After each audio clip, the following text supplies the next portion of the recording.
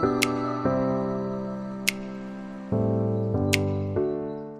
I'm going to talk to you a little bit about sleep issues.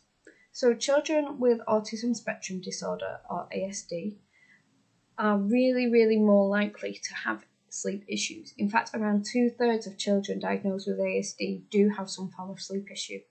This can take the form in difficulty going to sleep, difficulty maintaining sleep, so waking up in the night frequently, early waking, and also things like night terrors. And this is something that a lot of families have to struggle with, and it doesn't just affect the child, it does affect the whole family, because obviously if the child's awake, the family's awake. In ways that it does affect the child, though, is you can find more behaviour issues and increasing repetitive behaviours, inattention. It can affect cognitive issues such as memory and concentration and creativity. And it can also affect them physically, so they'll have a larger appetite, they may have a higher BP.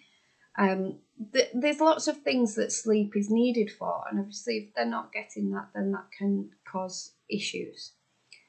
But sleep issues are transient, so they do come and go, and there are things that you could maybe try at home as parents or carers to be able to help settle those issues for at least the time being.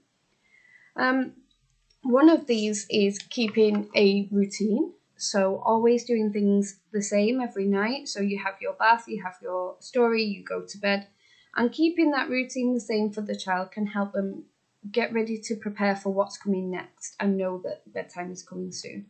This can also be done with a social story. You can talk about bedtime coming up, and you could also use now and next boards so the child can physically see what is coming next for them.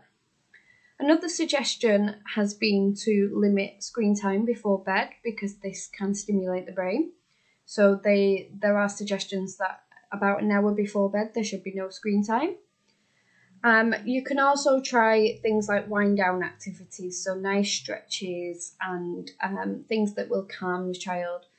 There's been suggestions of bubble lamps and lights that are calming, and also using lavender. All these things you can try. Some may work for some children, some may not work for those children, but they're all just things that you can try at home before you get any kind of intervention in place.